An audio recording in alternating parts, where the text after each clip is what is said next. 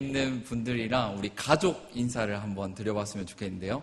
나이가 많으면 형님, 오빠, 언니, 누님이 되는 거고요.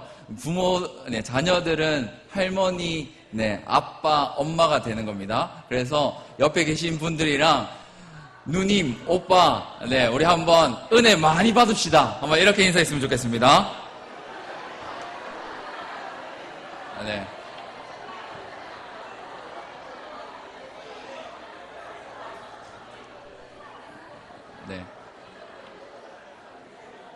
우리 자녀들은 할아버지, 할머니, 아버님, 어머님 이렇게 인사를 하면 되고요. 저희는 살아계신 유일한 하나님을 아버지로 모시고 저희가 하나님의 자녀로서 이렇게 함께 예배를 드리게 됩니다. 특별히 지난 주일에서도 함께 예배를 드렸지만 오늘은 온 세대 통합 예배라는 이름으로 예배를 드리게 될 텐데요. 그래서 함께 예배합시다라는 제목으로 말씀을 좀 전하려고 합니다. 예배 학자 중에 이 웨스트 호프라고 하는 분이 계십니다. 그분이 이런 얘기를 합니다. 신앙의 이 양육, 이 신앙의 성장이 있기 위해서는 1세대, 2세대, 3세대가 상호작용을 해야 한다. 그래서 1세대는 어떤 세대냐면 미래를 꿈꾸는 나 앞으로 이렇게 될 겁니다 라고 하는 세대를 1세대라고 합니다. 그리고 이 예배학자가 정의하기를 2세대는 현재를 살아가고 있는 사람들. 그래서 이 현재에 어떤 고민을 해야 잘 살아남을 수 있을까 하고 있는 이 세대를 2세대라고 하고 3세대는 과거에 내가 이 정도까지 했다. 이렇게까지 했다. 과거를 기억하는 세대를 3세대라고 정의를 하고 있습니다. 여러분은 어떤 세대이십니까? 이 자리에는 1세대 우리 자녀들도 있고요. 2세대의 성도님들도 계시고 3세대의 성도님들도 계십니다. 다시 한 번 더 질문을 하는 건 뭐냐면요. 1세대인 우리 자녀들은 어떻습니까? 부모님과의 대화를 하기를 원하고 더 어른들과 가까이 하기를 원하는 것 같습니까? 아니면 점점 꺼려하고 불편해하고 멀리하는 것 같습니까? 그리고 2세대는 현실에 지쳐서 이 물질로 또 경쟁에 싸워야 하니까 이 다른 세대와는 이 현실의 각박하고 치열함 속에서 무관심해져버린 세대가 아닌가 생각해 봅니다. 그리고 3세대는 이전과는 너무 달라진 자녀들 때문에 혀만 차면서 쯧쯧 나는 그러지 않았는데 나 때는 그러지 않았어 라고 하면서 이 한 공간에서 여러 가지 생각이 있는 것 같습니다. 참 다른 세대가 있는 게 이 예배 당 안에 있는 공간인 것 같습니다. 저도 사실 1세대라고 할 수 있는데요. 이 부모님 세대와 같이 하나님의 이름을 높이는 게 엄청 다른 것 같습니다. 그런데 이 다름 속에서 우리가 어떻게 한 아버지 하나님을 높여야 될까? 이것을 함께 이 세대 통합 예배를 통해서 함께 고민하고 좀 은혜를 누리는 시간이 되었으면 좋겠습니다. 이렇게 1세대, 2세대, 3세대가 있는데 우리에게 좀 고민해야 될 게 뭐냐면요. 다름 때문에 이 관계의 벽이 점점 생기고 이 생각의 이 갈등이 점점 깊어져 가는 것 같다라는 겁니다. 그래서 이 세대통합 예배를 저희가 준비를 하고 세대통합 예배를 한번 드려보자 이렇게 한 건데요. 세대통합 예배만 드리면 이 관계의 벽이 허물어지고 이 갈등의 골이 다시금 회복될까요? 물론 이상적인 건 회복되는 게 정상이겠죠. 그런데요, 함께 예배만 드린다고 해서 결코 이 관계가 그리고 이 벽들이 허물어지는 것은 아닌 것 같습니다. 그냥 앉아서 예배만 드릴 때는 이런 관계 회복들이 일어날 수가 어렵다라는 생각이 드는 거죠. 그렇다면 어떻게 해야 되느냐? 함께 예배 드리고 그리고 함께 예배 드리고 난 그 이유가 어떻느냐라는 걸 한번 되돌아봤으면 좋겠습니다. 저희들이 이렇게 함께 예배를 드리는 이유는 함께 한 말씀으로 함께 공간에서 하나님의 이름을 높이면서 하나님의 이름을 찬양함에 있습니다. 그런데 예배만 탁 드리고 돌아서면 그저 이 예배는 전혀 없었던 일처럼 되어버리는 게 일수인 것 같습니다. 특별히 함께 예배를 드리다 보면 뭐 이런 일들이 많이 생깁니다. 아이들은 보시는 것과 같이 머리를 숙이고 있습니다. 그리고 아이들은 떠들면서 뛰어다닙니다. 그래서 앉아있는 부모님들은 좀 조용히 했으면 좋겠는데 이런 생각에 말씀은 찬양은 귀에 들어오지 않습니다. 그리고 또 부모님은 아이에게 이렇게 속삭입니다. 집에 가서 보자.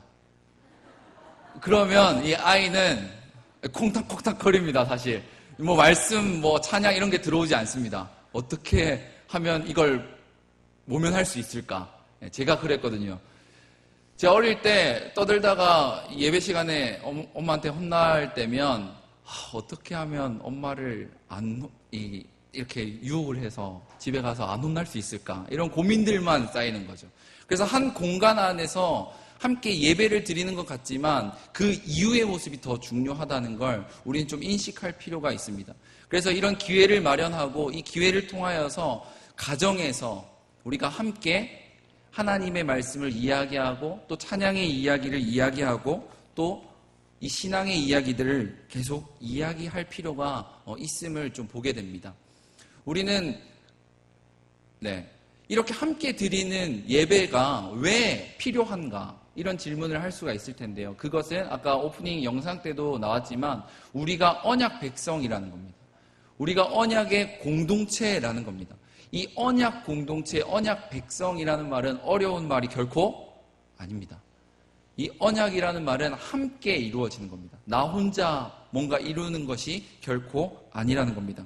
최근에 이 이삭에 대해서 오전 말씀을 들었습니다. 그 이삭을 살펴보면요. 이 창세기 26장 3절, 4절에 이렇게 기록합니다. 이삭이 이제 애굽으로 가려고 할 때 하나님께서 애굽으로 가지 말고 이 가나안 땅에 머물라고 합니다. 그러면서 너를 잘되게 해주겠다 함과 동시에 어떻게 합니까? 자손들에게도 복을 주겠다 이야기합니다. 하나님은 항상 구약도 신약도 복을 주신다고 하실 때 너만 복 줄게 이렇게 하지 않으신다는 거죠. 아브라함으로부터 시작된 그 언약의 말씀은 온 세대가 다 거쳐서 일어난다라는 겁니다. 그래서 함께 예배를 드리고 함께 하나님의 이름을 높이는 모습이 우리에게도 필요하다라는 거고요. 그리고 두 번째로 보시면 역대하 20장 13절에 보면 여호사밧 왕이 등장합니다.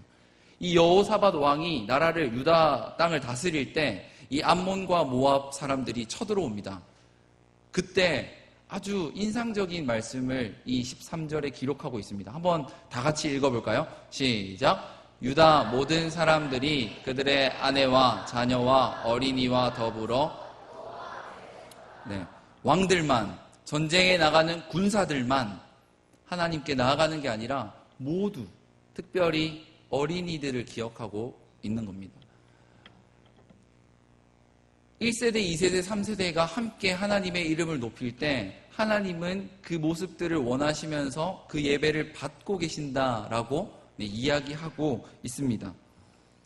우리는 이 속에서 참 부모와 자녀 간의 그런 모습들을 생각해 볼 필요가 있는데요. 여기서 부모와 자녀의 의미하는 단어를 조금 기억할 필요가 있습니다. 부모는 어떤 사람이냐면 나의 이 친부모, 자녀들에게 있어서 부모는 나를 낳아주신 엄마, 아빠를 이야기하는 것이 아닙니다. 성경에서 말하는 부모는 물론 친부모님일 수도 있지만 교회의 어른들, 교회에서 함께 신앙을 공급받고 양육해 주시는 어른들을 부모님이라고 하고요. 자녀도 마찬가지입니다. 내가 낳은 자녀만 자녀가 아니라 이 자리에 옆에 있는, 구역별로 지금 앉았는데요. 옆에 있는 자녀들도 나의 자녀. 이게 바로 언약 공동체라는 겁니다. 이런 개념을 저희들이 먼저 알고 함께 예배함이 필요하다라는 거죠. 그래서 옆에 있는 이 자녀들이 어긋날 때는 내 아들, 내 딸이 아닌데 상관없어가 아니라 이 아이들도 나의 자녀구나 라고 생각하면서 양육을 할 수 있는 모습이 필요하다는 거죠. 그런데 아이들한테 질문했습니다. 오전에 예배를 드리고 오후에 세대통합 예배로 함께 또 예배를 드려야 해. 이랬더니 아이들의 표정이 기다렸습니다, 목사님. 오후 예배도 함께 예배 드리지요. 이렇게 한 친구가 한 명도 없었습니다. 아이들은 함께 어른들과 예배하는 게 어려운 것 같습니다. 힘든 것 같습니다. 지금 이렇게 아이들이 웃고 있는 것처럼 보이지만 제가 질문했을 때는 결코 이 시험을 앞둔 아이들처럼 표정이 어두웠습니다. 그래서 한 친구를 대표로 해서 아이들에게는 어떤 질문이 있을까 한번 들어보시죠. 영상 소리를.